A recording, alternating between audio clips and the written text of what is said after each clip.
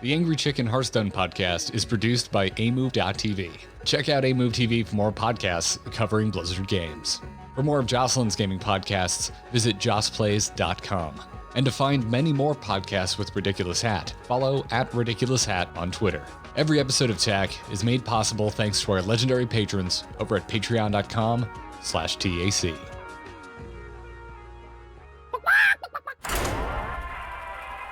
Time's up. Let's do this.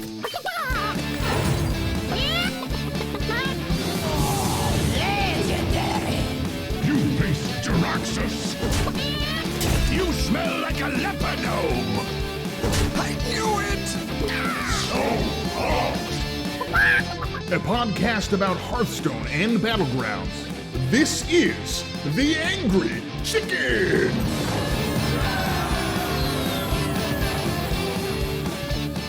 Greetings and well met, everyone. This is The Angry Chicken. I'm Garrett, here as always with Ridiculous Hat. Jocelyn is taking the week off for school reasons. Good luck in your finals, Joce. Yeah, good luck. Good luck. I came out on relatively unscathed. The only thing that was hurt was my sleeping schedule from mine. So I wish Joce a similar experience. I heard that you were officially a perfect podcaster. Yeah. For anyone listening wondering what the hell we're referencing, I am getting a master's at the moment, and one of my summer classes was titled The Art of Podcasting, which I got my final grade in this past week, and I got a 100. So I can officially be a podcaster, Hat. Well, that's good. It's listeners, I appreciate you sticking with us while Garrett was merely an amateur. I'm so new to this that I really needed to validate. It was a fun course. It's impossible not to like joke around about it. Like, yeah, I've been podcasting since 2010. I'm gonna now take a class on it. But in all honesty, options were limited for an elective credit. But I also ended up having a good time. And you can listen to my midterm and my final. I had to make podcasts. They're over on eMove right now. I made a podcast with my dad called "I Am Your Father." That tickles me. I enjoy that whole concept. Does it? Yeah, I'm gonna go do that. But like, did you learn stuff? Because I assume usually with some kind of formal education, there are some things that kind of sneak up and you're like, that's a good idea. Nothing I could quickly reiterate to you. Okay. But yes, there was required reading, and there were a few moments where I went, that's good advice. Okay. It's good advice. Yeah, I don't remember the, let's see. Oh, here it is. Eric Nuzum? I don't know. It's an NPR alumni, authored a podcasting book. And it's an easy read, and there were actually some good stuff in here. Was not planning to have this conversation at the top of the show. It was like, I'll make a one-off joke. Let's go on. But now we're having an earnest conversation of what my experience was like taking a podcasting class as part of a master's in digital strategy is actually the track I am in. I think that's interesting. I think the listeners would think that's interesting. They've been listening to you for almost a decade. So of course, like, we want to know about you, Garrett. Well, and your podcasting journey. Well, that's what's going on. Yeah. And if you're subscribed to my old solo podcast, which was called R2T2, letter T, little riff on the fact that there's 2 R's and 2 T's in my name. I just stealth dropped both of those episodes on that feed. I just thought it'd be funny if anyone was still subscribed. So, that's where you can get it. Or it's just on the website. It's embedded. You can listen to it. Anyways, this is kind of a big week for Hearthstone, which I know we did this last week where we're like, yeah, okay, we're not just because we're not focusing on what's going on at Blizzard in terms of the lawsuit doesn't mean it's over, which by the way, it still isn't. We're going to touch on it just a hair much later in the show. Just a bunch of long hair later in the show. Yes. Yeah. Was that a Jalen Brack ponytail reference? It might have been. Oh, okay. Well done. Thank you. Yeah. To you, not Jalen Brack. You did a terrible job not handling this situation. But yeah, we'll get to that later in the show. Yeah. It's but it also there was a great article that went out today on Axios that a reporter talked to a bunch of employees about that people are boycotting their games and how they felt about it. I strongly recommend reading it. It really gives insight into the employee perspective. Um, we're here to talk about the game. It doesn't mean that we're not thinking about this stuff, that we're not thinking about the culture at Blizzard, because we're thinking about it every day, like a lot, like constantly a lot. It's reframed how we look at the company that we've dedicated a lot of our lives to in ways, and that we've supported unequivocally. And broken a lot of illusions, but Hearthstone's still a good game. The people that make Hearthstone are still people that we know and that have had positive interaction with us, and they've all been devastated too. And just because our show continues with the content that you know and love doesn't mean that we don't care, because we really, really do, and I can promise you that. Yeah, yeah. And I was leaning towards more. It's easy to forget and overshadow the fact that an expansion came out for this game, and that's what we're going to talk about today, because we are 1 week into the United in Stormwind meta, which has gotten the meme treatment for the entire week now. It's been a lot. But before we get into that, we want to thank those of you who are supporting this here podcast over at patreon.com/TAC. If you like what we're doing here on the Angry Chicken, if you like our coverage, the Patreon is an opt-in way to support us. You'll get access to our Discord server, an ad-free version of the show, perks like that for all levels of patrons, $1 and above, over at patreon.com/TAC. And to our most recent patron, Baximus, with a B. Thank you. Thank you, Baximus. We appreciate the support. And now let's get into this week's Hearthstone news. Good news, everyone! As previously mentioned, Stormwind is out. We have been with this new expansion for a week. And I didn't know what else to call this conversation we're about to have, so I figured I would title this Solitaire Dank Memes 5000. I think really we don't need a title. We can just go with the flow. Well, I mean, we've been going with the flow for multiple expansions. I was trying to go with something that was specific to it. I'm feeling alone here, almost solitary in my solitaire joke. I see what you did there. Mm-hmm. Yeah, was that your ace in the hole? It was I don't, maybe. How does the spell damage affect aces? Is that a thing?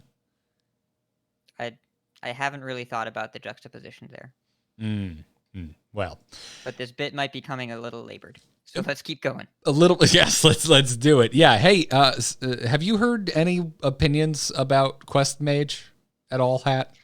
Has the past I have heard so many opinions about Quest Mage and also all the other things. Yes. It's people have a lot of feelings right now. Just so many feelings. It's a lot of feelings. People were really and still are very mad about the Quest line mage. By the way, today we're going to say Quest a lot and then a class name, and we mean Quest line. It's just we've already taken to just calling it Quest. We've dropped line. It's one syllable instead of two, and two is twice as many. So we're just gonna go with the one. Yes. Yep. Indeed. Anyway, Quest Mage really took off in the first day of United in Stormwind coming out, and it, alongside some other notable quests and bleeding into combo decks, made a certain subsection of the community pretty salty.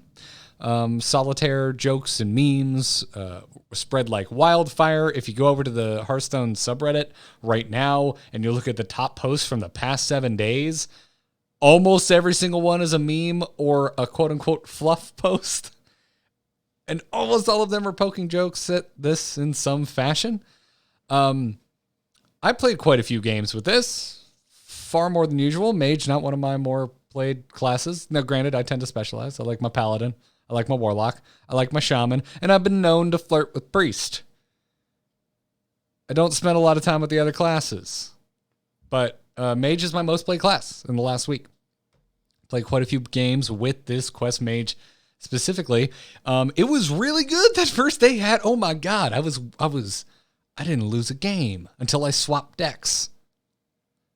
Till I started playing a different class. And then the next morning I woke up with my coffee and I thought to myself, ooh, let's keep that train going. I'm going to get back on the mage train. That morning, won every single game. Went to lunch, said hi to Katie, came back, lost every game I played that day for post-lunch. The meta has adjusted to this deck. Yes, that is correct. So as we can learn, listeners, the most important thing you can do, don't say hi to your wife or you'll lose every game of Hearthstone. Is that the tip we're going to really put out this week? Please don't do that. Say hi to your wife. I said hi to my wife. For the love of God, yeah. Please. Invite them to cast and counter flow on curve with you. Yes. It's a great bonding experience. But yes, so the meta has adapted, and something that we've said multiple times before, but we're going to reiterate again. The reason that Spell Mage is so popular is because people like playing Spell Mage. It's a fun deck that people like, and it's very magey, and people really like mage, and it feels very mage-tacular, especially with the spell schools now. And you get to do all the spells, and then you get to draw all the cards, and you have fire and ice and magic and missiles, no arcane missiles. And then you draw a bunch of cards, and then you kill your opponent. It's like, wow, that was awesome. And it's very, very popular. But yeah, it was the top deck for the first 12 hours of the expansion, but also fairly easy to build. You take your original Quest Mage, or Spell Mage from last expansion, and you put in a quest, and then some First Flames, and then some Fire Sales, and then you're done. You can a lot of them are playing Flurry as well, but otherwise fairly straightforward to build, immediate power upgrade, and especially when other people are trying new and unrefined things and are taking their time, then they die to fireballs. But that wasn't what kept happening after a couple days now, wasn't, my friend Garrett?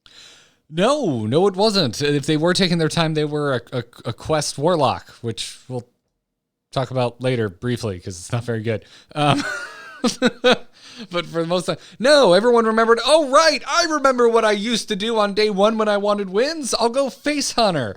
Or people went, hey, you know what aggro deck was working really well before things switched over? Elemental aggro Shaman. Let me do that, maybe with a new card or two. A lot of people, it turns out, didn't do it with a new card or two. They're just slamming the same old aggro Shaman. And then suddenly we found ourselves in one of diverse metas. Extremely diverse. Yes. Crazy diverse. Super. There are so many decks, it's hard to keep up with. Yeah. And at least at the moment, like, I don't feel comfortable saying I've noticed any sort of trend, but every time I felt like I had in a daily play session and thought I was going to start targeting things, like the most common thing I tried to target was mage, because it was the thing I was seeing and still is the thing I'm seeing the most often, but not by a large margin anymore. Basically, since the weekend, technically the most frequent deck I am seeing. But if I try and target it, Hat, there's multiple other decks that I frequently run into that just eat my lunch. It's currently, for the last 3 days across all regions in total, Mage the most popular deck at 14% of HS Replay's tracked meta. 14% is 3 out of every 20 games. That's not compared to metas where we've had truly dominant decks, or like compared to Wild right now, which is a different story. We might touch on that later, but yeah. This is a much more healthier balance, and it looks very different depending on the rank that you're at, but it's cooled off so dramatically, and it also does not appear to be a power level outlier or a win rate outlier. If we look Diamond through Legend last 3 days, Quest Mage is the last deck in Tier 2 at a 50.38% win rate, winning barely more than half the games. Not doing great. It's not doing great. It's okay. It's a solid deck. It's a solid deck that people enjoy playing. That's kind of good. We like that. Yeah. But Yeah, people I have enjoy. feelings about a card. They have feelings about a card. Can you think of the card I'm thinking of? It's not a new card. It is not. It's from Ashes of Outland. Yes, I have seen a lot of anger thrown in the direction of Enchantress Flow. From myself, but for me, it was I was playing it and not drawing it. So I was complaining that I wasn't finding my Enchantress Flow. But I had some really early wins in the early days, and that was when I did find Enchantress Flow on curve. How did it feel to you, besides the win rate thing? How was your experience exploring Mage as a relatively new class to you, and also just seeing the format evolve around you over the course of the past week? It felt it honestly, it's kind of like the key to my Hearthstone anxiety, if I'm being honest. If I'm focusing on Mage, I had a good time. It was fun. As someone who really didn't interface much with no minion Mage except in the very early days of Ashes, it's such a fun archetype. It really cannot be argued with, in my opinion. Like I think it is as close as you can hope for, or as close as we can get to saying something is objectively fun, because it's just a good time.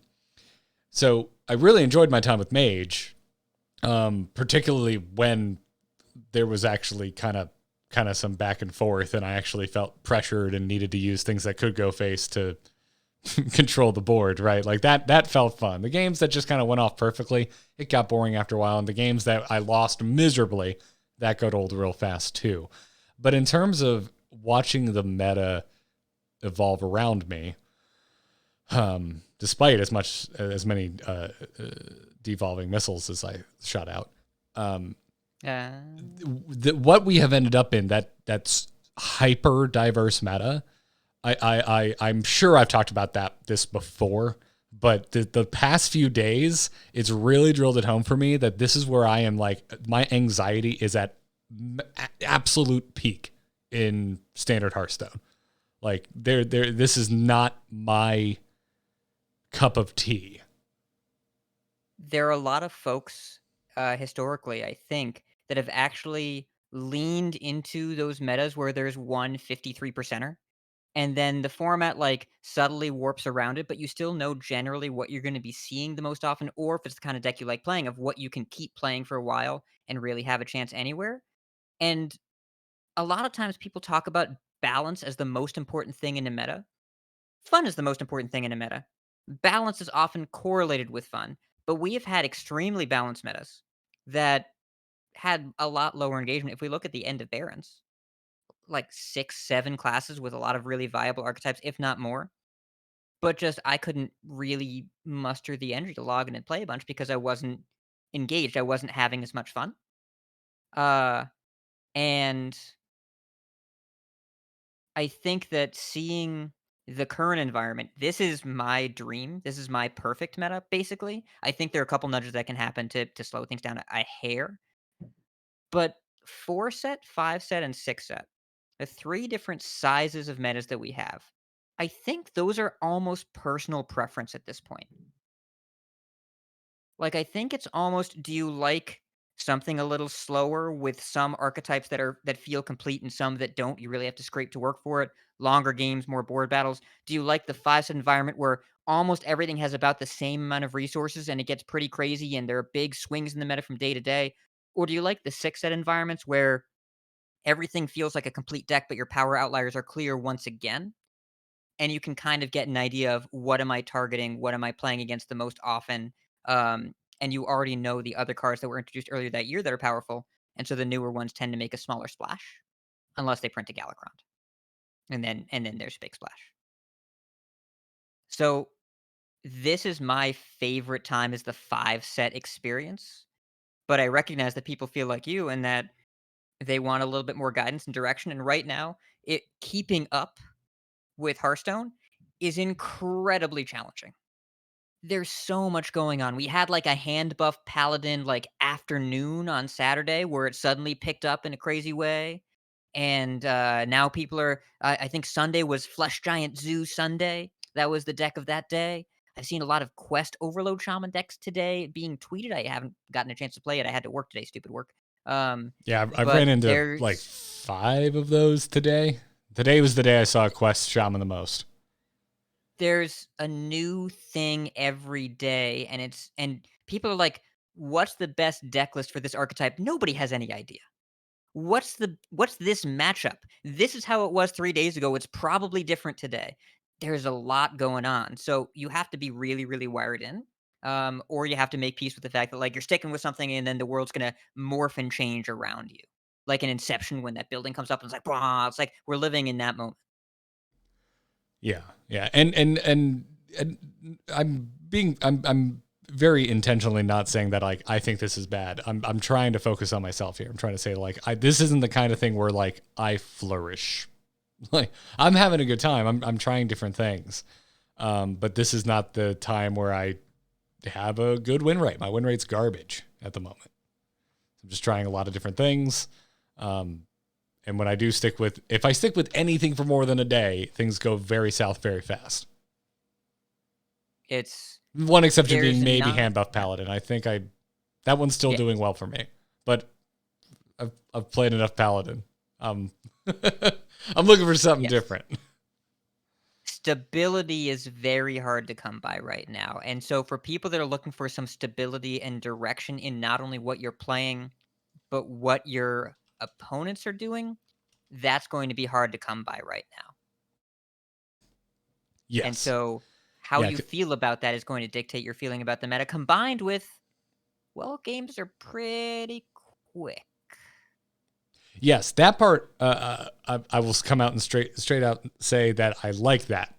Like, dear God, did I miss quicker Hearthstone games? And I've seen this batted around. This is by no means like something I have come up with on my own, but it's very decision dense. Just because the games are short does not mean that it's not a complex game of Hearthstone. I think it's infinitely more complex than the meta we just came out of. Generally, yes. There were some decks in the previous meta, in particular, actually, Control Priest, super duper high skill cap deck, really, really hard to play optimally, tons of decisions every turn, but it's But no one cared because not, everyone just ubiquitously hated playing against that deck. So there's no respect if it's a hated deck. Yeah. Shout out But to yeah, our priest lover listeners out there. Yes, you're okay. And you have an archetype this expansion, but if you're a traditional priest player, you may not like it. But that's okay. I like it. I like going face with priest. Anyways, the meta right now is very challenging, and that's not just the decks being hard to play, which they are, or complex in their interactions, which they are, or having very long animation speeds, which they do, but also that you have to know so many different game plans and you have to learn them very quickly because new decks just appear in front of you every like 6 hours. They just happen. Yeah, it's like somebody somewhere, maybe they wear an absurd hat, yells change places, and new decks are thrust into the meta. I have a Mad Hatter hat right there, but I'm not going to reach all the way over there because I'm tired. I am aware, almost like it's your Facebook photo and also your logo Twitter avatar. That's it's not the Mad Hatter hat, but close enough. Inspired by. Listen, I don't know my top hats very well. All right, we'll talk about it. You want to talk about the difference between a fedora and a pork pie? I'll get my ska on and school you, but I'm useless with top hats. How useful has that information been in your day-to-day life? Never once. We'll have to have a hat cast where we talk about hats. Do we need to have a hat cast? I think we can skip the hat cast. I still want to do the cocktail cast. Yeah, that sounds That's better. first. Let's do that one. Yeah. Anyways, so we're gonna kind of dance around the rest of this episode, talk about different archetypes that we've seen, that we've played, that were at one point popular, maybe they currently are. But before we get to that, we have a sponsor to thank on today's episode, and that is Honey. They are back sponsoring this episode of The Angry Chicken. You should go check them out because I'm assuming you shop online. I shop online. We all shop online. And we've all been sitting there watching that promo code field just taunt us at checkout, thinking, I know I could save money, but I don't know what to put in there. But thanks to Honey, you don't need to manually search for coupon codes. That is now a thing of the past. Honey is a free shopping tool that scours the internet for promo codes and applies the best one it finds to your cart. And Honey supports over 30,000 stores online. I'm a big fan of this. I've saved quite a bit of money with Honey over the years. I've had this browser extension installed on all of my browsers, on all of my computers for, I want to say 3 years now. It's been a while. And it has given me a good excuse to get, maybe a little extra pizza here and there because I can save a few bucks.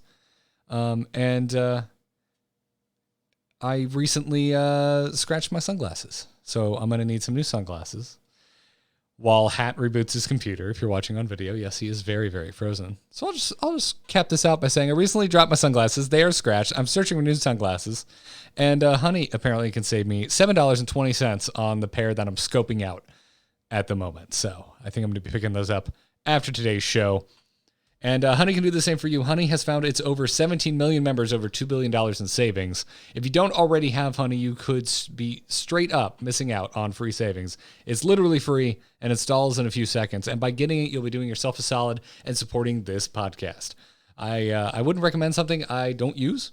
You can get Honey for free at joinhoney.com/TAC. That's joinhoney.com/TAC. And now I'm going to pause and wait for Hat. How y'all doing?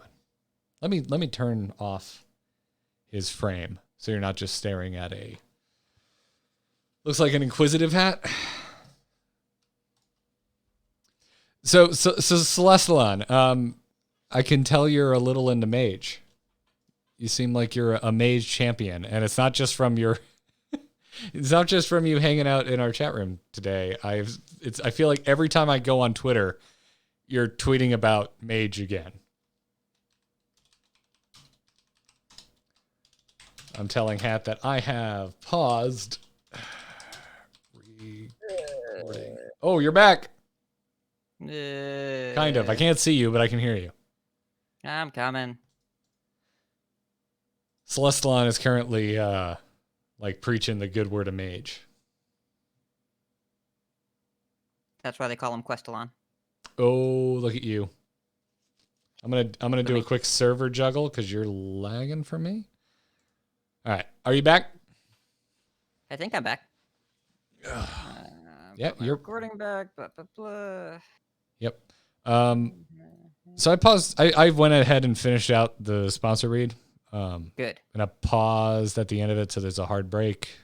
Yep, it'll be fine. Cool. Are you ready to Thank start you, back? everyone, for your patience, and also I guess that was good timing. Ish. Yeah. I mean, it was a relatively easy place to stop, right? I think so. Are you good? So I hope so. Are you good to restart? I get am back testing into my it. recording real quick. Cool. Yep. All right. Seamless. It'll be seamless in post. It'll be fine. Delightful. So you're good? I'm great. You're great. Cool. We're all great. We thank Honey for their support. We thank you for going to joinhoney.com/TAC.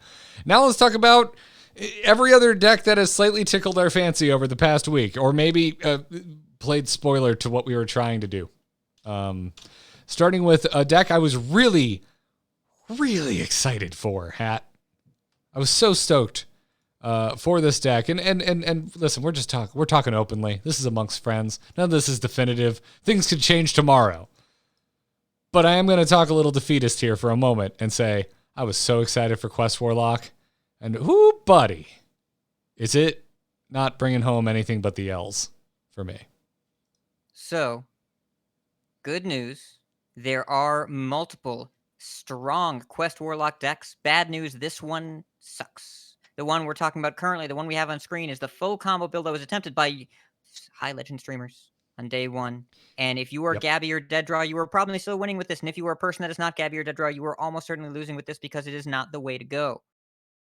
But the Warlock questline, really cool card, fascinating different ways to play it. And there are a couple different Warlock decks out there that are doing quite well, including that card. They are just not the full combo stealer draw thing, because you can't really do that much anymore because the meta's gotten so much faster as decks have gotten figured out since day one. I'm in the same boat. Don't think it really works. The list I have up just happens to be the most popular one at the time of recording because, as you said, it was the full combo one that was getting played on day one, and that's what happens. The community latches onto it, and suddenly it's the most piloted deck on an aggregate site like HS Replay. Let's get a little headier here for a second. Do we want Demon Seed to like have a positive win rate? Because the few times I have lost to it, I didn't leave with a smile on my face, Hat. The first time I went, oh, that was cool. I think I've only lost to it maybe 2 other times, and it feels pretty rough. Did that involve Stealer of Souls feels like it was literally breaking the game wide open? Yes. Stealer of Souls, as a design, I am not a designer. When people go on social media websites and say this thing is bad design, first, I think they're usually wrong. Second of all, they're usually not designers. However, the card Stealer of Souls, for those that don't remember, 4 mana, 2/6 after you draw a card, change a cost to health instead of mana. It is currently banned in the wild format. I don't think that this is something that should have been printed because if it's ever good, it is game breaking. The animations take forever, and if it's not game breaking, it is really, really bad. Like it loses you the game instead of winning you the game by locking you out of your own spells. I think there are so many downsides to this kind of design that I'm not really thrilled with the card existing as is. But I'm grateful that the decks that play it in standard are usually worse because they include the card. Thankfully, because the mechanism of losing to this, it just feels like your opponent doesn't pay for anything in their whole deck, and they spend like 20 something mana for free, and you foot the bill with your own face. And that's not how I like my opponent to cast their spells. My face is not a wallet. I'm gonna just update the show title real quick here. I approve of that one. That's a good one. And yet, folks, Warlock players, when this deck pans out, are indeed making withdrawals from your face.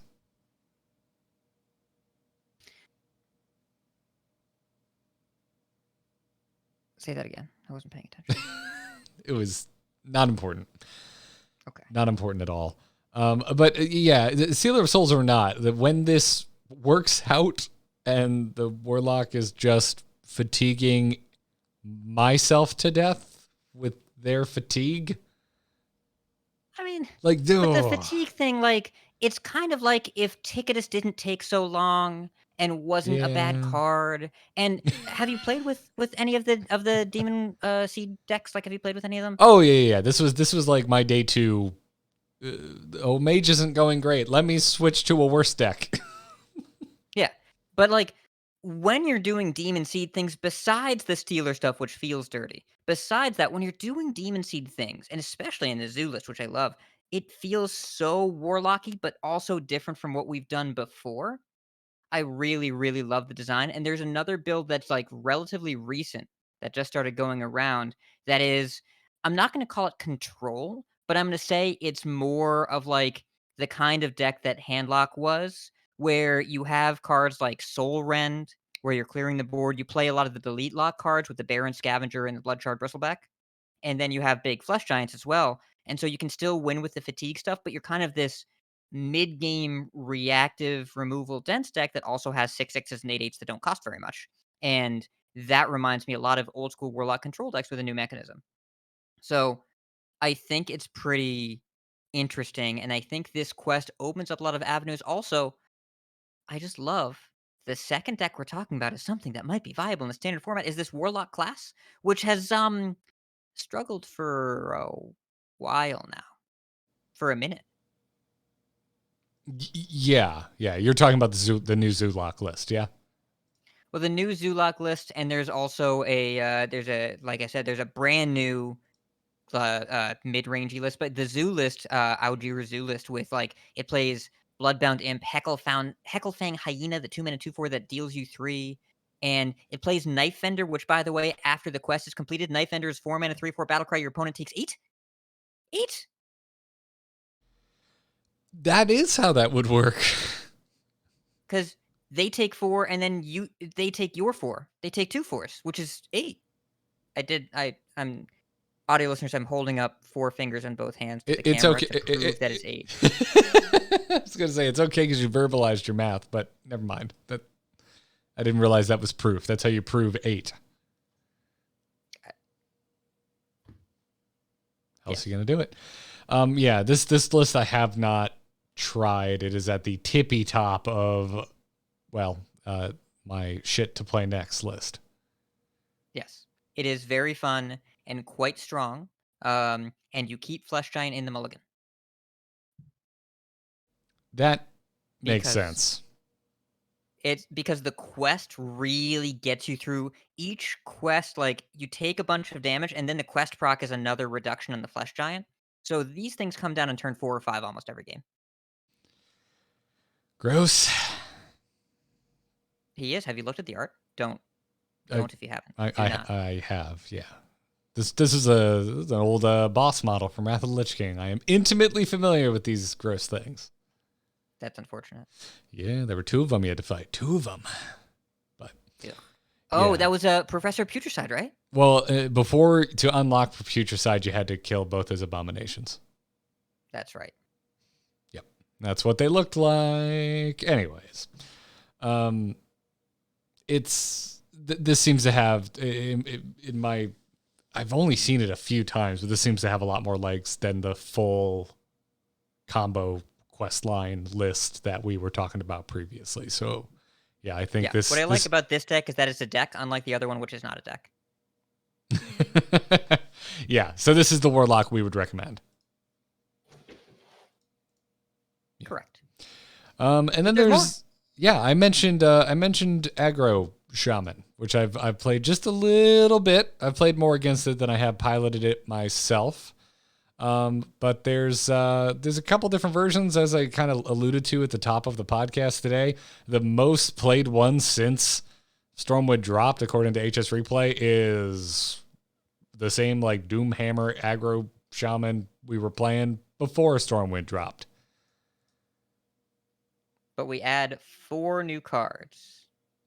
2, Granite Forgeborn, which is the 4-mana 4/5 Battlecry. All elementals in your hand and deck cost 1 less, and it is an elemental itself, of course. And Canal Slogger, the 4-mana 6/4 Rush Lifesteal Overload 1 elemental, which is a very good card.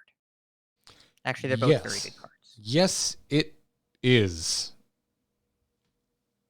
Healing feels very good at the moment because I don't know what's going on. I just know that my time is limited because it doesn't matter what I fight, the game goes relatively quick. So anytime I can get a little heal on, it feels pretty effective, pretty impactful. Time will tell how long that'll stay the case. But yeah, I've seen a lot of Canal Sloggers. I've seen a lot of Granite Forgeborns this week. And it seems to be working pretty darn well for some shamans out there. So for those of you who may have been, this is not meant as shade, but may have been drinking the solitaire Kool-Aid, may have been feeling that a little heavier than others. The Zulak we just talked about, this Shaman we're talking about right now, we're going to talk about Rogue, we're going to talk about Paladin, we're going to talk about Hunter. All of these feel, well, maybe not so much. It depends on the Rogue.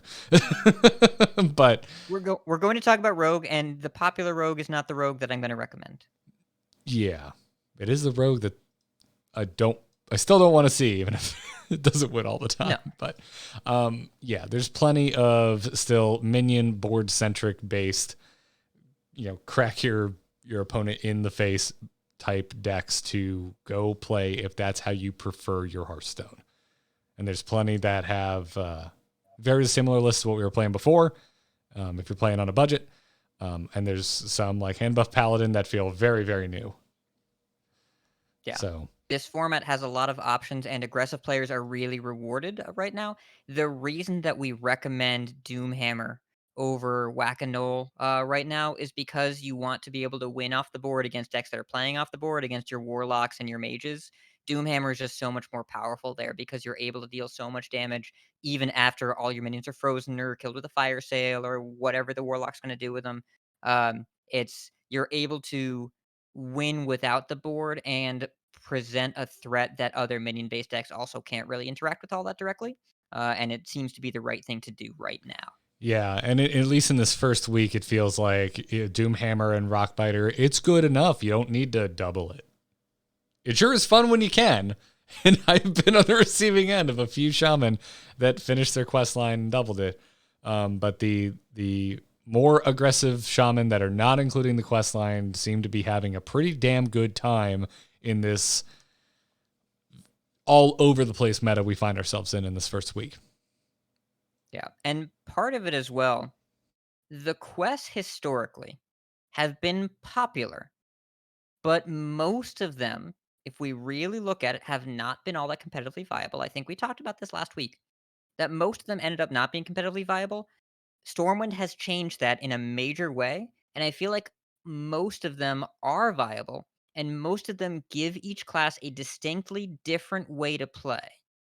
The mage one, I think, is one of the few that, like, it really plays into what the class was already doing, but most of the time, you've got decks in that class, and then also a quest deck in that class that is fundamentally different.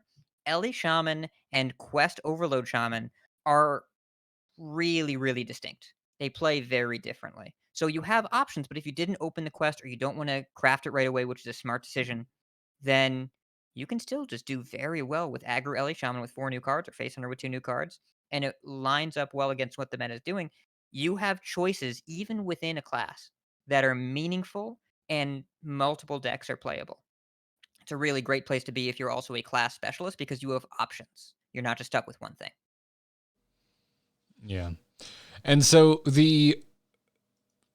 let's just make mention of the fact that Miracle Rogue is quote unquote back, meaning that people are playing Miracle Rogue and it's doing auctioneer things.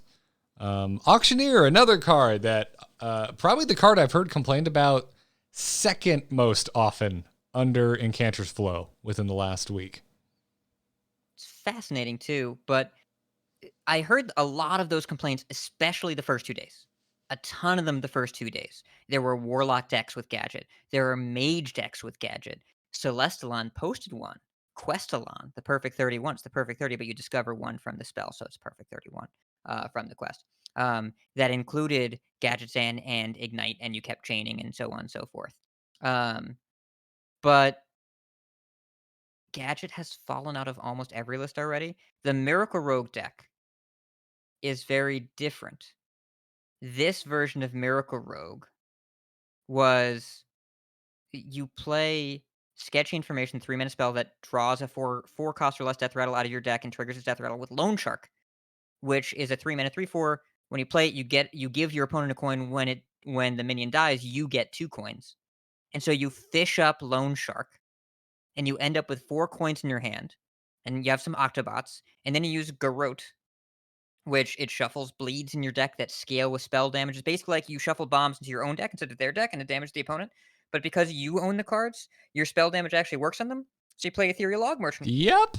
to boost your spell damage. And so when it wins, you have like spell damage +2 and 6 bleeds in your deck. And then you just gadget and you draw your deck, and then your opponent gets eviscerated 6 times, and then they die. But that is not how most games of Hearthstone go, especially now. And like you can play Garrote and then your opponent will aim shot you in the face, and then you're like, oh, what they did was better than what I did and also way more direct. So it was very flashy. It's in trolled in videos. But the win rate here is so bad that it has dropped Rogue on the front page of HS Replay to last place. It is That's saying so something. terrible. Yeah. This is Quest Priest tier. Sorry, Priest players. Both of these decks in Diamond through Legend last 3 days are under a 40% win rate. Which, But- personally, can I get personal for a second, Hat? Go ahead, do it. I'm so relieved I did not want Miracle Rogue to come Oh, yeah. back. This is not Miracle Rogue. I've played a lot of Miracle Rogue. I have Golden Miracle Rogue and Wild. This is an abomination. This is not okay. This is Bomb Warrior except like evil. Wait, hold up. Are And it you was being already like evil. rogue hipster right now? You're like, no, this isn't the real Miracle Rogue. I knew Miracle Rogue before Miracle Rogue was popular. Okay. listen, I have one question for you. Does this deck have Edwin Van Cleef? Answer the question, Garrett. Does this deck have Edwin Van Cleef? Times change, Hat. Rogue needs to change with them. You know who else said times change? It was a WoW character. Do you think he did anything wrong? I don't remember who said times change. Garrosh. Oh, was it Garrosh? Oh. Yeah. Oh, okay. Yeah. Yeah. I don't agree with him. Yeah, I'm not really down with Garrosh's worldview. Exactly. Or should I say his And World I'm not really down. of Warcraft view? Oh, okay, I like that. You're redeemed. But yes, any deck that tries to go by Miracle Rogue that isn't winning with Gadgets and or like Field Contact and also an Edwin Van Cleef equivalent, I'm not about. So this is not good. However, there are good Rogue decks we'll get to in the quick mention section, which I don't think will be all that quick, but we'll talk about it. Yeah, I've got a Quest Rogue list up right now. If you want to talk, let's just talk about it because. Oh yeah, I got Legend with this deck like 3 days ago. Yeah. Yeah. If it's hopefully it's the first thing I could find. I'm not actually sure. I haven't really come up against. I think I've maybe run into like 3. This is Pheno's list. This is a good one. Okay. Yeah. This is the Find the Imposter. We were really excited about this quest line when we talked about it last week because the spy gizmos are really good cards. Yes. And also, a self-discounting Vile Spine Slayer, also a good card. Surprise! So, the way that SI7 Rogue works, I know it seems simple. Kind of is. You play SI7 cards. And then you get Spy Gizmos and you play them on curve and they're good. Spy-O-Matic, the 3/2 that stacks your opponent's deck, much better than I thought it would be. And I already thought it would be pretty good. And you can get to the quest completion pretty quickly. Garrett, this deck feels like a more fair Galakron Rogue. Because any card with SI7 in the name it secretly means when you play it, invoke. That's what it means. You're invoking. Okay. Again, though, bar for fair Galakron Rogue. Kind of low. I mean, there was the post-nerf Galakron Rogue where all the cards you drew cost 1. And that deck was like pretty mediocre. Yeah. I'm talking about. But there's the version where they all cost 0. That was too good. That's what I think. Quest Rogue is just right. This is the Goldilocks Rogue. It's right in the middle. Okay. I might need you to take me through some co-op on this one. My brain does not think in rogue ways, but I did just happen to open the cards that I needed from this one.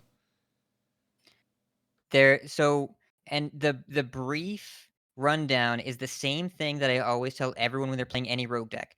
You will find ways where you say, if I wait, I can get more value. Yes, that's true. Just do it now anyway. If you have a Shadow Step in hand and it's turn 4 and you can go SI7 Agent Shadow Step it and play it again and you can finish your leg of the quest, probably just do it. Okay, so just get the quest done. Just get the quest done and then play the quest cards and the gizmos are great. And then you also have a 5-mana 7/7, which by the way turns into a 5-mana 9/7 stealth when you play the stealth gizmo on it, which you're guaranteed to get. And then you play Battlegrounds Battlemaster, which is a card you're going to hear a lot talked about today. A 5-mana 5/5 addition. You have Wind Fury. Enjoy it while you can. I'm not sure this card's going to cost 5 at the end of the week. But if you make a 9/7 stealth and then the next turn you give it Wind Fury, your opponent tends to be dead. I have been mobbing with Battleground Battlemaster in the next deck that I want to talk about, which is Handbuff Paladin. This was the first deck that I played after Stormwind's launch, and it is the deck that I am still playing, albeit with lots of breaks in between.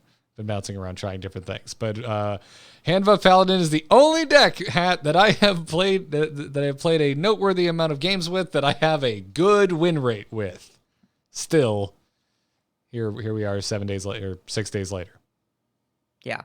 See, the thing that I like about this deck is that thanks to Prismatic Jewel Kit, which would absolutely be a 2 of, by the way, the list we're showing on screen is a 1 of. It's an older list. Please play 2 of these. Oh, yeah. I don't know why I'm showing this one because I'm definitely playing 2. Yes. And then also Alliance Bannerman, which is the 3-mana 2/2, draw a card, draw a minion, then give your hand every minion in your hand +1/+1/1.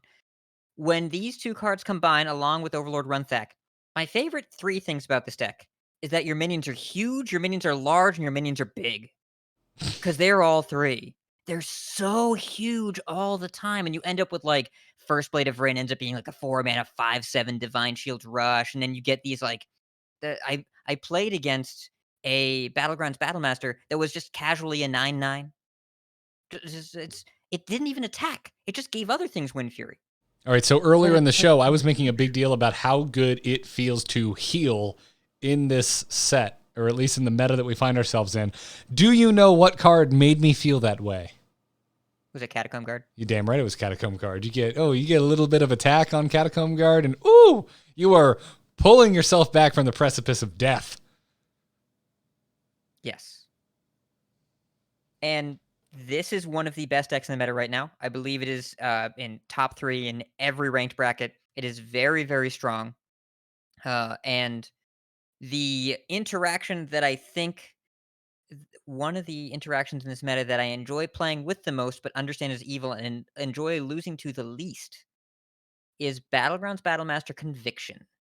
Because there was a game where my opponent had a 9/6 Moonfang, and they had 6 mana in the coin, and they only had the Moonfang, and I was at 30, and they went Conviction, Conviction, Coin, Battlemaster, and then I died. Yep. And I'm all set. The blowout potential that the very sparse number of buffs that are in this deck, like instant buffs, so your Conviction and your Hand of a Doll, but combined with just the stickiness of the massive minions that you eventually build. This is like, I want them to start just calling this Lego Paladin, because you're building your minions. Yes. Things will stick, whether it's Moonfang or not. And then you drop your Battlemaster and you absolutely blow your opponent out. Right before we went live, I did 20 damage out of nowhere to my Shaman opponent and took another win home before the show. It happens a lot. You have to kind of kill every Paladin minion, because otherwise you just die. You just lose out of nowhere, because Conviction is so cheap. That was much like what you talked about. That was a single minion, too. That was not off of 2 minions. I got 1 minion to 10 damage, dropped my Battlemaster, 20, done. Game over. It's a 5-minute Pyroblast. I think Pyroblast should cost more than that. Personally, that's my personal opinion. And minions are actually sticking more right now, even though the format got more powerful. Think about the first 2 decks we talked about, Quest Mage and Quest Warlock. Even though the Quest Warlock deck isn't all that popular, you still have to kind of account for it in your deck building. There are a lot of cult neophytes running around. So if you're choosing between synergy for whatever I'm doing, and disruption for whatever my opponent's doing, and removal for minions, you're stretched pretty thin in terms of deck slots. So a lot of decks do not have wide removal right now, and control decks don't usually function within the first couple weeks of a meta. So you'll just start the turn with stuff a lot of the time, especially when it is giant Paladin stuff, and then your opponent dies. So the format is not really set up all that well to deal with this deck. Interestingly enough, the best counter to this deck, and the strongest reason to not nerf Flow, is that Mage is the best counter to this deck. And if you nerf Mage, we could enter another Paladin Stone era. Now, I do think the balance team, they're very smart. And we're going to explain why we're talking about nerfs in a little bit, but basically, short version is, after Barons, Ixar and AMA said, hey, we're not waiting 2 weeks into the expansion next time, because there were 2 weeks of Deck of Lunacy on 2, which wasn't a good idea. And so they said, next time we're not going to have 2 full weekends of an unpatched meta. We're going to plan on patching, though if it's a Tuesday release, we're going to plan on patching by the end of the following week. So, and a subsequent AMA this past week, he already said, we're meeting tomorrow morning on Tuesday, and we're planning on changing at least 1 card. There is going to be a nerf, and it should be in the client this Thursday or Friday. So we're going to say, we're not saying this meta needs nerfs. We're saying they're going to, because they've said they're going to. All right, so you can teach me Rogue after Thursday. Correct. Cool. Sounds good. I'm gonna get my Pally games in while I can. Yes. Yeah. I don't think they'll go for big changes either, right? Like, they're not going to go for big nudges. It's going to be something smaller. But a card like Battlegrounds Battlemaster has already been in 2 of the decks we've talked about. That card's not going to cost 5. I don't think so. It feels way too efficient. Yeah, and I think Paladin, will do okay if the Wind Fury is somehow removed or made to a point where it is not worth including. You can still get giant minions. You can go so wide in this. I certainly don't have a stunning win rate against Mage, but when I have one, it's because I've gone so damn wide. They still can't deal with it. It's got a lot of gas. This Paladin deck, it really does. The last deck we wanted to mention, and would you recommend this deck, Hat? I would strongly recommend Handbuff Paladin. Oh no, I was your minions. I was segueing in a Hunter. Oh, and a Hunter. Yes. The other deck I would also strongly recommend. Yeah. So yeah. To the surprise of no one, Face Hunter is back, made quite the splash in our first week with Stormwind, and it's basically the same with the addition of aimed shots. Which is have you played with that card? That card is insane. It is so I haven't done Face Hunter since Stormwind, but I have seen a ton of them. So yeah, I've seen enough aim shots. Aim shot, what it does, it's a kill command that's always on where you don't feel bad about targeting a minion. It's an incredible card because you always get the 5 damage. You have to pay a little bit more to get the extra burst. So like it's not 3 mana 5 damage, it's 5 mana 5 damage unless you're playing Quest Hunter, which is kind of a thing, but not really a thing. But if you have to kill a minion, you can do it and you don't lose the other 2 damage either. Yeah, and you don't always cash in that hero power. You don't even need to worry about like sequencing too much because it's next hero power. So if you're like hero power first and like, oh damn, I had an aim shot, doesn't matter. You'll get that 2 damage next turn. Yeah, really strong card. And this deck was already tier 1 for the entirety of Barons. I think even the first 2 weeks. Really, really strong. And then just stayed there. But Hunter has this weird thing where everyone's just kind of cool with it. Or at least like the complaints never reach fever pitch that I can remember. And the play rate stays relatively stable. I don't think that this can be really ignored anymore because it's been number 1 for I think the entirety of Baron or of Stormwind, except for maybe like a first couple hours with Quest Mage. It's really strong, barely changed. If they want Hunter to do something else, they're going to need to nudge something in here. And I think there are options where you could just water this down a bit so people try other stuff. Yeah, that makes sense. I shared that sentiment though, where I've never been super mad at Face Hunter. Like to me, when I think of people being mad at Face Hunter, I think of people adding people in Hearthstone to say some unkind things. But choice morsels. Yeah. They've always had their matchups, and I've just kind of always been okay with that. I don't know. It's just like the respectable. It's power to the people. I think that's why I've always liked Face Hunter. Is like Hearthstone can be a horrendously expensive game to play competitively. If you want a competitively viable deck, if you want multiple competitively viable decks, it can get very expensive very fast. And the existence of Face Hunter having historically been pretty affordable, even though now we're up to 3 legendaries and 7 one's epics. Yeah, Mancrick's like that's true. That's it. Yeah, but yes, yeah, it is. There is actually a cheaper, aggressive deck that's actually worth looking into that we'll talk about later in the show. I'm very excited to talk about it. But if you already own Face Hunter last expansion, and you owned 80 dust for aim shots, congratulations, you have new Face Hunter. It's going to be really good. I think they should probably nudge a card, and I think it will stay quite strong. Yeah. Also, we just had to keep the spirit of Joce alive on this episode and talk about Hunter. So, yes. Now let's keep the spirit of Joce's anger alive and move into our quick mentions, starting with Death Rattle Demon Hunter, which is still around, doing all right, and is now running Persistent Peddlers.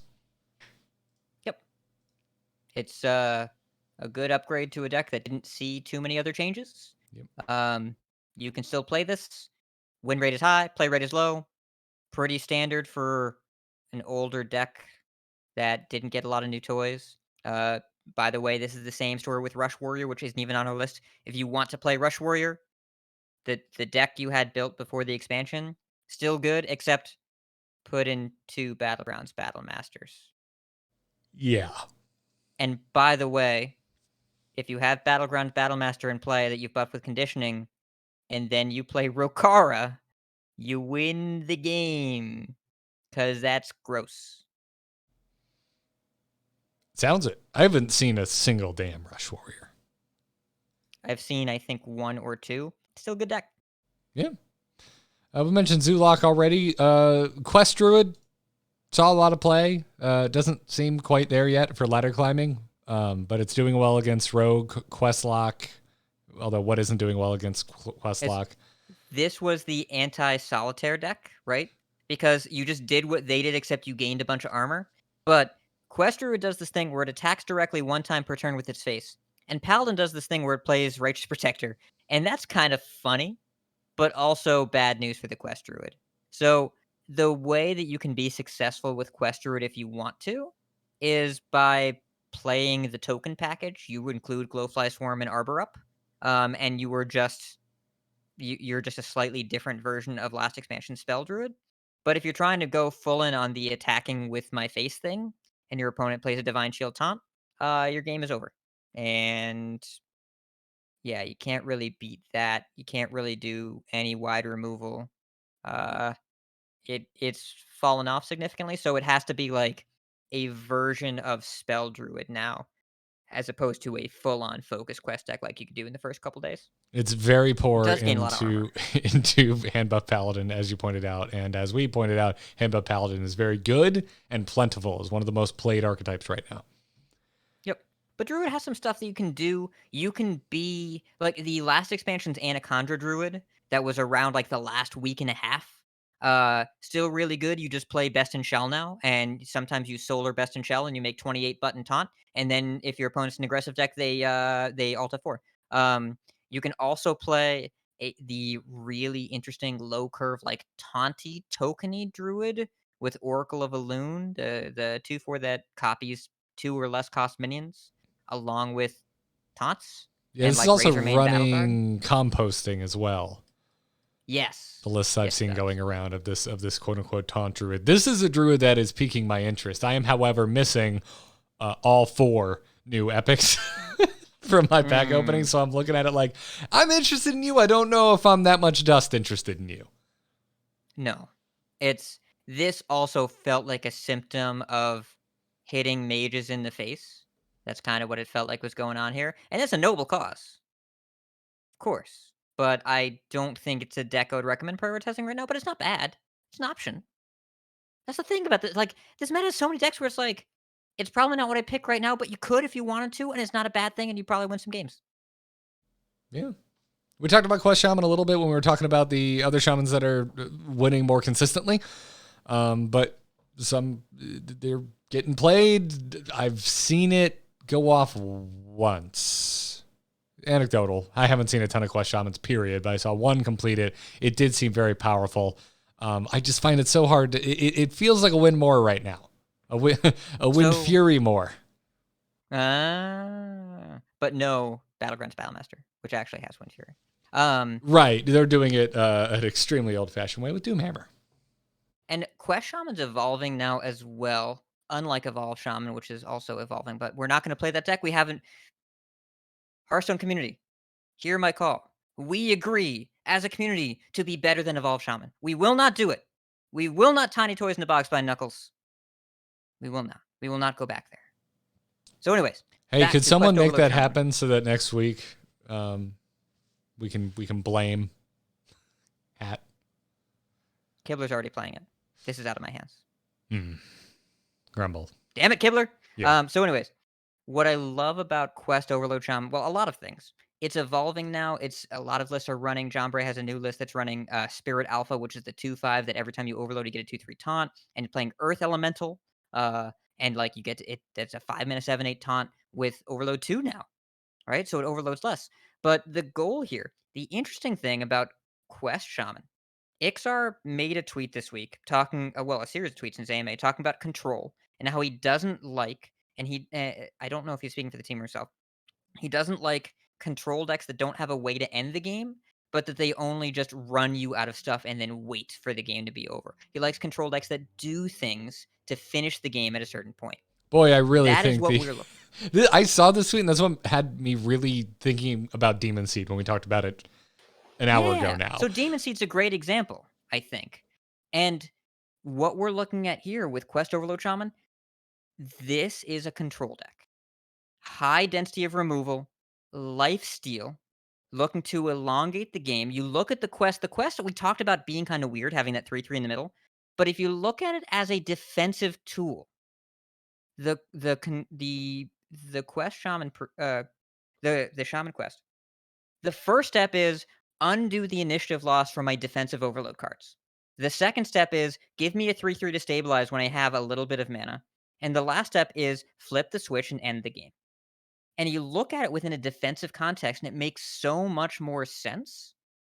This is what control decks look like in Stormwind Standard. And it is absolutely a viable strategy, one of the best in qualifiers right now. It's overall, I like it.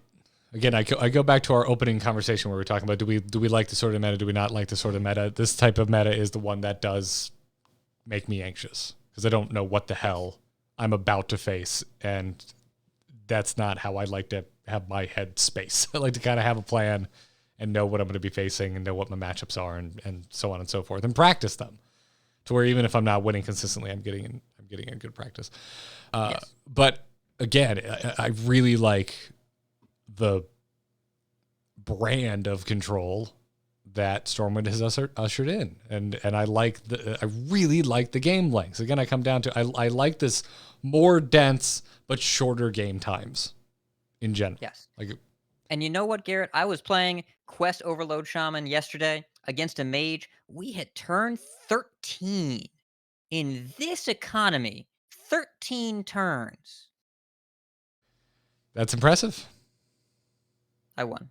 They misplayed though. Have you played any Battlegrounds since this meta started off? Because, oh my god, Battlegrounds seems like the longest thing in the world by comparison to a standard game of Hearthstone right now. I have not. I would like to, but I don't even have time to play all the standard decks I want to, let alone play Wild, let alone play Duels, let alone play BGs. That's not an order. Just like Hearthstone's too good for me to do all of right now. Yeah. Yeah. Well, let's talk about one more quest deck, which is Quest Warrior, which I saw quite a few in the early days. Here's my anecdote about that one. This is story time with me and running into Quest Warrior. I saw quite a few like day one. None of them completed the quest. I was just destroying them with Wind Fury, Handbuff, Paladin, just murdering them before they can complete their quest. Yep. Today, due to a certain mix of quests that I got, I went back to mage just because I wanted to get some quests done. It's early. I'm still missing some cards, okay? I saw 2 warriors in a row finish their quest. Wow. Did they win? Oh, yeah! They definitely won. It's I think a lot of people thought this was going to be meta defining, and it isn't currently. It's a powerful effect, but I do think it tends more towards a mid-rangey or slower strategy. It doesn't go in like, well, okay, if you're in Wild, go ahead and put this in Pirate Warrior. It's good, obviously. But here in Standard Land, where we have to play on curve, it takes a little while to get there, and a lot of the pirates in Standard are defensive, like the 3-mana 2/4 that gains you armor and the 2/5 taunt and all that. So it takes a minute. But once it gets going, they have resources forever, and they hit Bulwark a lot. And hitting Bulwark is unpleasant to face because they kind of just get to take a turn off from damage. And I want them to not do that. I want them to take damage. Yeah, they're kind of the one deck that's going against the mold right now, right? Because this deck wants to go long, and they, because of Bulwark, have a way to do that. And also, the quest is not difficult to complete. They just got to play pirates, which they're doing. They have included enough pirates to make this happen. But yeah, my feeling here 6 days into Stormwind on Quest Warrior is it's fine. It's not overpowered by any means, but I am deathly afraid of this deck's potential. I'm afraid of a future where this deck is the best deck in the game. It could be. I think they would need to give Warrior a lot more controlling tools, and those would have to be effective. The quest reward is powerful, but it's kind of slow, and it takes a little while to get there. And it depends a lot on board interactions mattering. I think that if this is what we're doing in standards, the best thing, I think that would probably be a pretty decent environment, unless it's because the warrior is stifling all early game development turn after turn, and then playing this to grind us out with infinite resources. Yeah, that would be bad. We don't want that. We don't want this to be Dr. Boom Mad Genius 2. I would be pretty surprised if we got there, but if we did, I agree with you, that would be bad. Um, but it feels like this is still just a forward-moving thing that it works out better for the warrior when they pair the quest reward with pressure, and they're able to kill you. And if that's how it goes, like, okay, that's fine. Well, it is kind of what's happening, but it seems kind of strange because the pressure is so front loaded in the form of the pirates that the warrior is playing. Yeah. They are low drops, and a lot of them are either giving you hero damage or dealing damage because you have a weapon equipped. Looking at you, Fogsail Freebooter. There's a lot of this kind of weapon-based extra damage coming in from these pirates. But then you have this quest that wants to go long. And so, yeah, there's pressure, but it's the pressure that you put on, it has an expiration. Yeah. I think the most surprising thing to me is that warrior, I believe, is the least played class this meta. And that is not where I thought warrior would end up.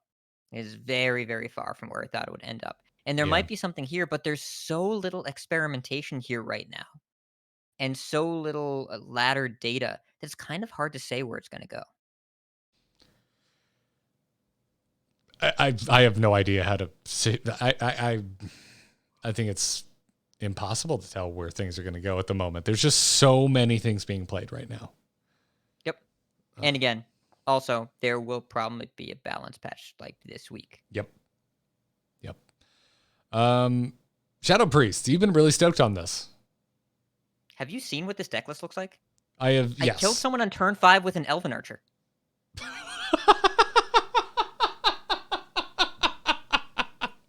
I was unaware of that particular story. That's amazing. It's 2021. That's the year it is. I killed someone turn 5 by Elven Archer targeting your face. I had and still have feelings about that experience. And so Shadow Priest, people were thinking about Shadow Priest of like, okay, it's gonna be like Odd Mage. It's like how Odd Mage was, where like you use your hero power as a board removal tool, then you have cool like mid-game pressure things, and then you end the game with something big. No. We Zoo now. We Face Hunter now. We play Frazzled Freshman. The 1-mana 1/4. No text. We play that. Because the card Void Touch Attendant is ridiculous. It is a 1-mana 1/3 epic. All damage that all heroes take from each source is increased by 1. Take 1 extra damage. All heroes take 1 extra damage from all sources. So, like, if you have this down, you raise dead, you're paying 4. If you have this down, your opponent's a Warlock and they left tap, they're paying 3. But also, if you have 5 1-attack minions, and then you play this, you just attacked for 10. Your hero power that normally does 2, it now does 3. Your Void Shard that normally does 4, it now does 5. Your Elven Archer for lethal that normally does 1, it now deals 2. It's a real thing. It's a real thing. And it is straight up an aggro deck. The most expensive card in the deck is 5 because you have to run Benedictus. Otherwise, the curve stops at 4. It's fascinating. My feeling is they did it. They did it. succeeded. They've made an aggro priest. That is a true statement. We keep coming back around to this meta. Difficult to paint with a broad brush. If you're going to, it's that the games are quick, but the decisions are dense. We have talked about one exception to the games being quick, and it's not priest. How cool is that? Yes. It's fascinating, and if you look at the aggro Shadow Priest list now, if you have a Lucia, you should play her. Otherwise, it is Mancrick, Benedictus, and the Void Touch Attendants are epics. Everything else is a rare common. Almost all commons. I did not crack Quite the accessible. Benedictus, so it hurts a little bit. I'm waiting until the first First patch. See what it looks like. Yes. See. I haven't hit my dust button yet. Just in case. Just in case I got some extras if anything gets. Wait a couple days. Yeah, a couple days. That's okay. Yeah. And the last deck we have in our document here, OTK Demon Hunter. It's not even that good in win rate. I'm just tired of it. I just don't want to lose from 30 anymore to some green asshole. Like I'm all set. Joce, this is for you, but also this is for me. This is for all of us.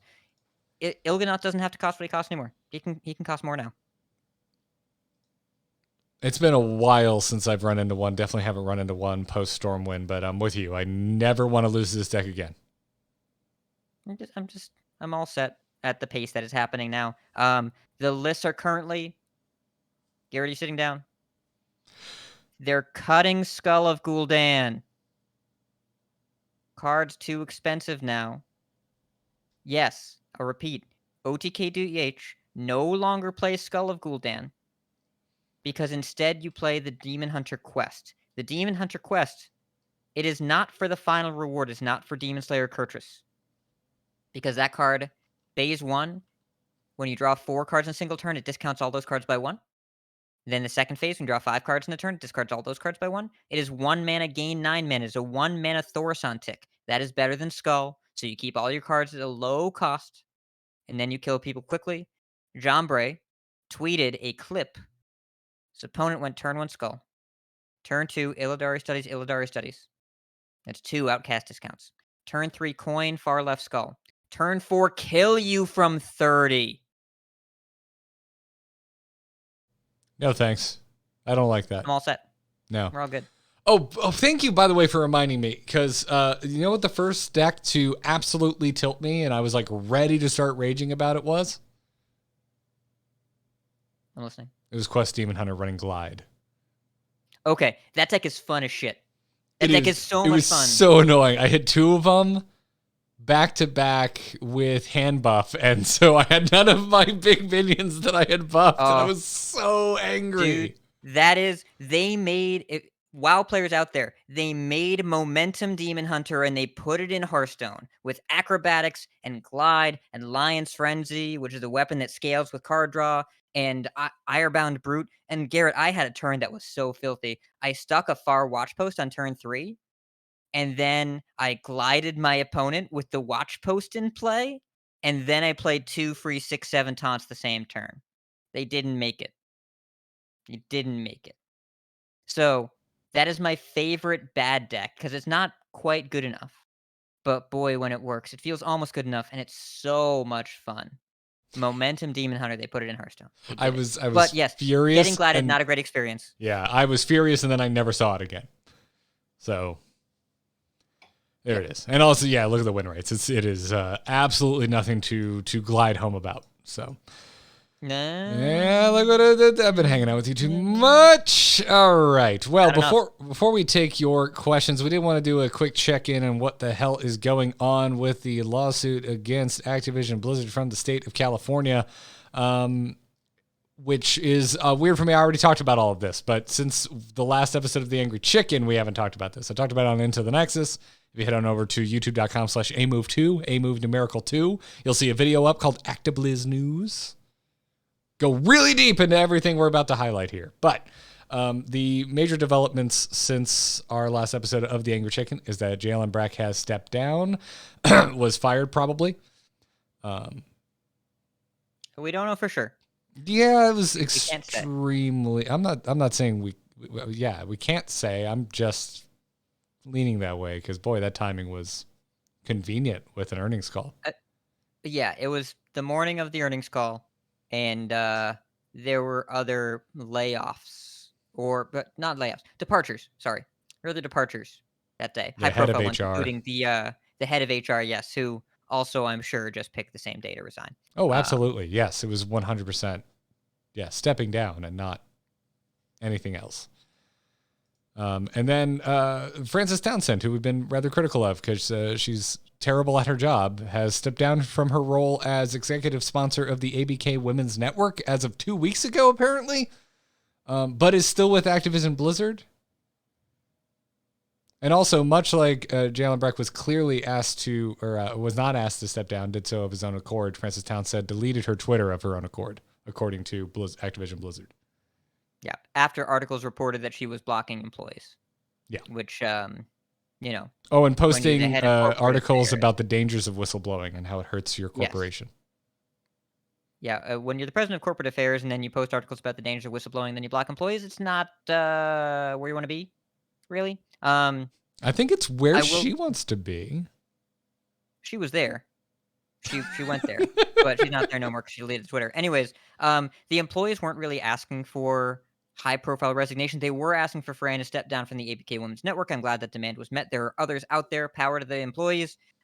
They weren't asking for high-profile terminations or resignations or whatever this was. They asked for a very specific list of demands. But when you have deep-seated cultural issues, a lot of the time, the way to fix that is to put in somebody new that's from a different culture. Both the co-leaders of Blizzard are relatively new to the company. There's Jen O'Neill, who is the former studio head of Vicarious Visions, which got acquired by Blizzard, and Mike Ybarra, who came from the Xbox family in 2019. They are new to Blizzard. They don't bring the same internal cultural issues along, but the industry itself has some problems.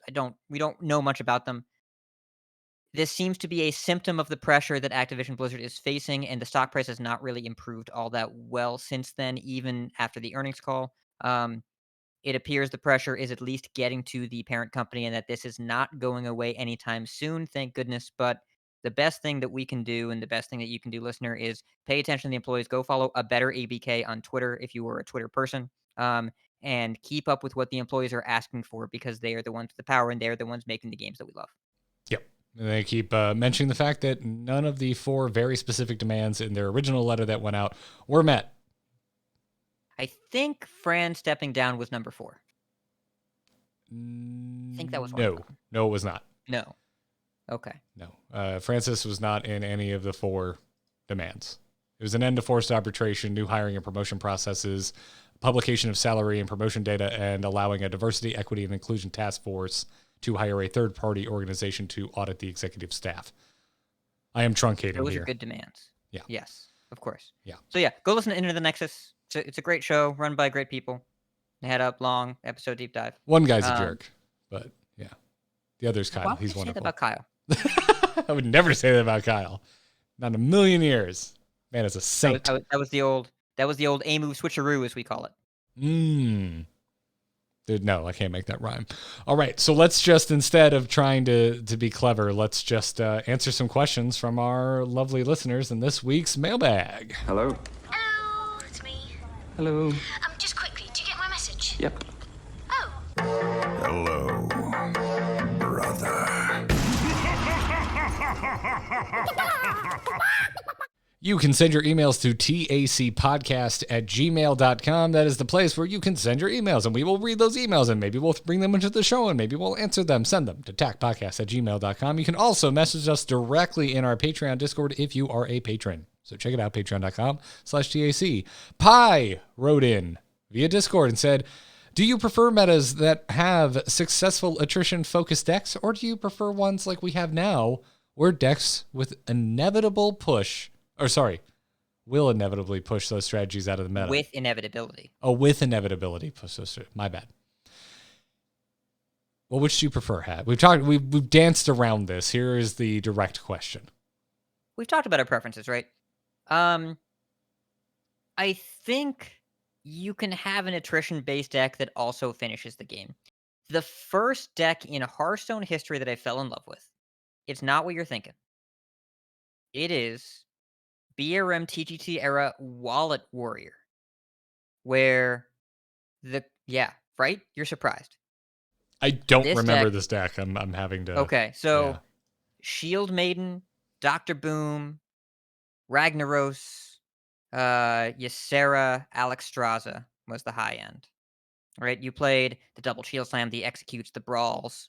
We had a lot of point removal, double fiery Warrack, sludge belchers. Sylvanas, you were very dense on legendary high end, dense on removal, and you press the hero power button. And so you would gain armor and heal and damage stuff. But then, once you stabilized, 6 mana 5/5 gain 5 armor into Dr. Boom, into Ragnaros, into Alex Yu, and you would play Grom and you would kill them.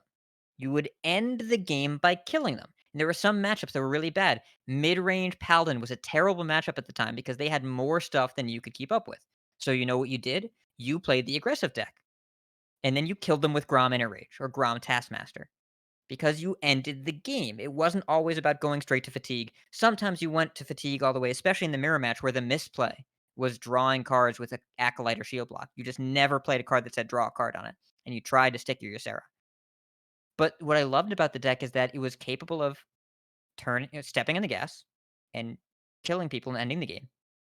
I do not think it is healthy to have Galakron Priest-esque, Dr. Boom-esque control warriors where the purpose of the game is to erode your will to live, and winning is secondary at best. But games where, like decks where you have a lot of removal and then you end the game, like, cool, I'm down with that. But I don't want decks where fatigue is not only an inevitability, but an expectation. That doesn't work for me.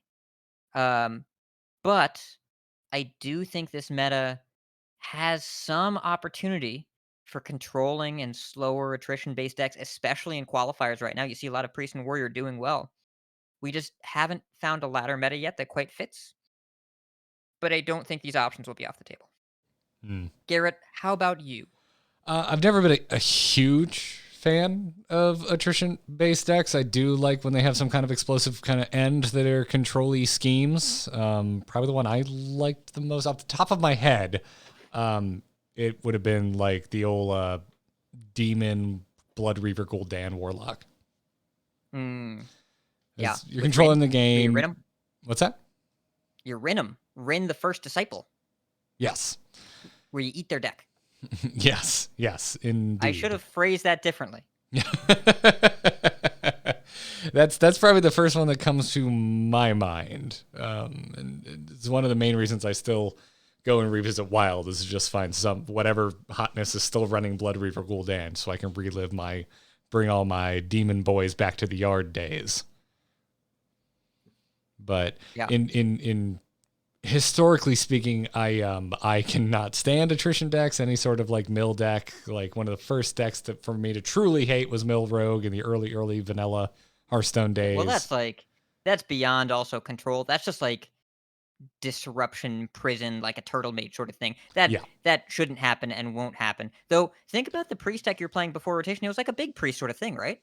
Yes, no, absolutely. That's the more recent one that I can think of, and also like when it even comes to what I would say are kind of like toxic, like the more hardcore, like is Turtle Mage or the OG Mill Rogue type things. As much as I dislike them, boy, does it feel like a card game when those decks come back into. Because it doesn't feel like it should work that way, but then you kind of get it. You're like, I thought this was breaking a rule, but getting to break rules sometimes makes things interesting, right? It feels, I've had that experience in Magic multiple times, where I'm like, oh yeah, cool, you're playing blue, okay, I guess I just don't get to play the game. I don't like that experience, but it's memorable and it's something that sticks with me, and it becomes a low point by which I can measure my happiness when that doesn't happen to me. That's low tide for you. That's good to know. Yes. It's like I have a weird relationship with them because they absolutely tilt me like crazy, and yet when it's been a while and one comes back, I go, classic. Right. Yeah. It's part of the experience. And Yes. and there's a nostalgic, like, familiar element to it that is so card gamey. Like, it's just a thing that happens, and some people really like that. And like I think I mentioned, 4 set, 5 set, and 6 set is gonna feel like a personal preference at a certain point because I think the way Barons felt was intentional. And honestly, I don't think the meta actually got that much faster. Here's something I want you to think about, Garrett. How many times did you pass going into turn 9 on 8 life and then the game ended in Barons? To a certain Dragon Queen. It happened a lot. Enough times, yes. I think this meta is probably about 2 to 3 turns faster than the last one, which is like significant. That's a significant jump. But there was a lot of dying on turn 9. I think jingling the keys for priests is playing a big role of how we're all feeling right now. Yeah. Like, hey, priest, hey, look over here. Look at the shadow thing. Look at how much damage you can do to the face. Look at this. Stop doing your control-y slow business. Because I haven't run into... Do people want the priest back, though? Do they want that? Like, they just spent... We had to do episodes about how it felt to play against priest. And now do people want to do... Do they want that now? No, that's fair. That's fair. You know what else I is feel nice? Not dying to Alexstrasza. It was feeling so ubiquitous. Alexstrasza was feeling so ubiquitous. And now, if I want to die to a neutral, I will do it on turn 6 to Battlegrounds Battlemaster as nature intended. Thank you very much. At least it's flashy. Yes. At least I can get, well, I guess I could see Alexstrasza coming as well, but at least I go, oh no, they stuck a minion. And I haven't seen a buff spell yet, so I'm probably dead. You can see it's coming because it's a paladin and they have minions. It's like, oh, I'm going to die to Battlemaster. Yeah. But anyway, hopefully that it suffices as an answer for you there, Pi. Who's our next email from? Confusion 135 asks, do you think Priest Quest will ever be viable unless there are drastic unforeseen changes? It seems like the meta will only get faster as we get additional cards. What would need to change to make it viable? Change the quest itself or change the meta? Everything else in parentheses. So I do think there will be nudges to slow the meta down.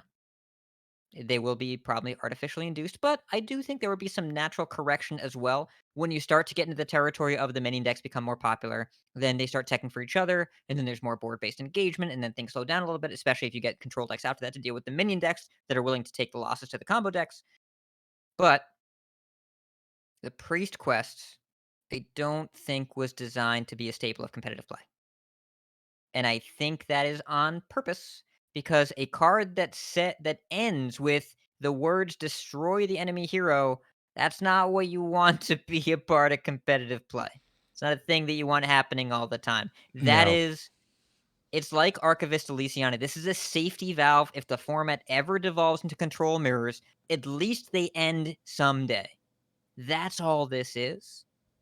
But it's not meant to be a core part of the meta because if you have the time to play 2 and a 3 and a 4 and a 5, and then a 6, and then wait a turn, and then a 7, then wait a turn, then 8, then wait a turn, then a 5 draw 5 mana 7/7, then wait until you draw the shard.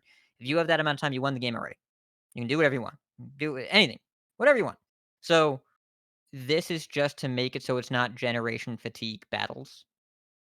That's all this is for. And I think it's cool, and I think people will go out of their way to try this, and that's good because you want cards that aren't optimal for your win rate that people want to go out of their way and try anyways, which is what I think this is. But I would be extremely surprised if there was any push to make this a more important part of the metagame. Because if you thought losing the Stealer Souls was bad, what about, oh, I'm dead now? I don't like that. No, thank you. No. You don't like being dead. You like being alive. No, I don't. And to me, like my personal like kind of registration of how difficult it is to actually pull off this priest quest is the fact that today was the first time anyone tweeted at us that they had completed it. So shout out to Tim Ferrara on Twitter who tweeted at me his completion of Purified Shard. In Wild, though, I see a Town Crier on the opposing Warriors board. I was expecting to see someone complete it sooner in our community. There have been people trying to complete this since the expansion came out because they want to play it, and it's a card that people want to play. I'm glad this is drawing people to it, and I'm glad it's not the best thing to do, and please never let it be the best thing to do. Yeah. It's...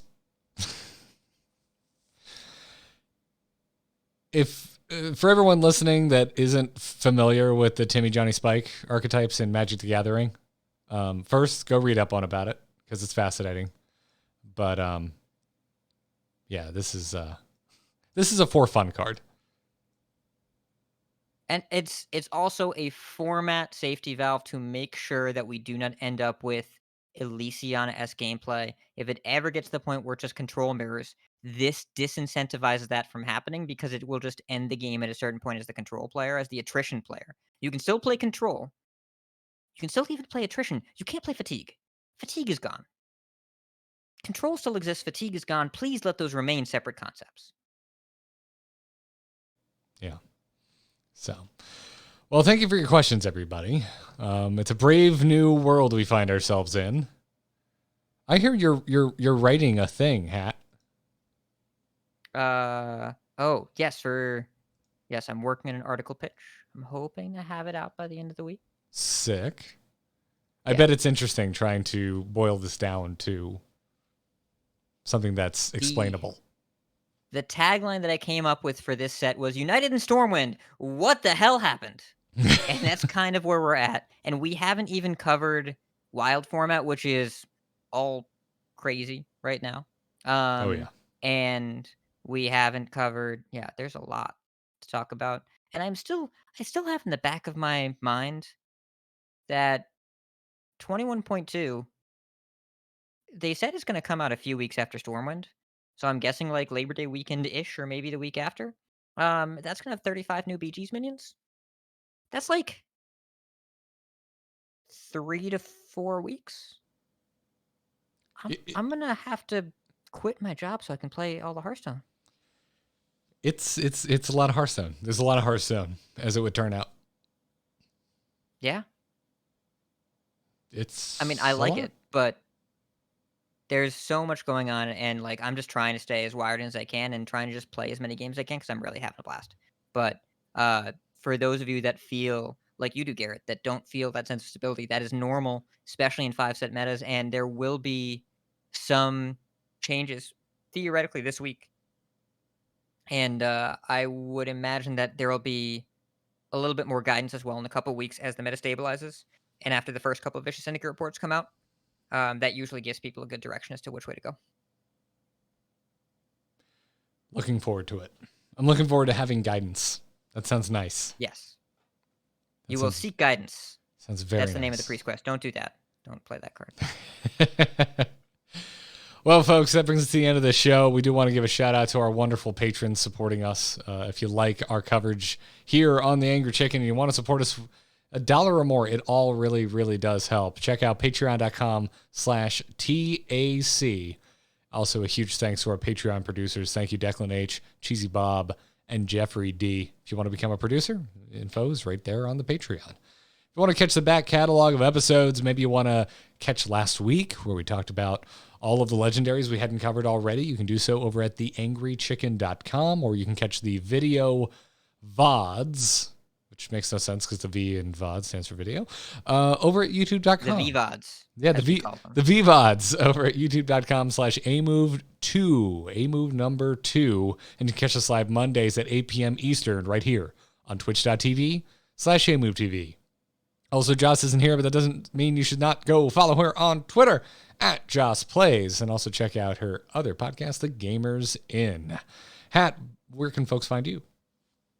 You can find me, twitter.com/RidiculousHat remains the best hub for my content.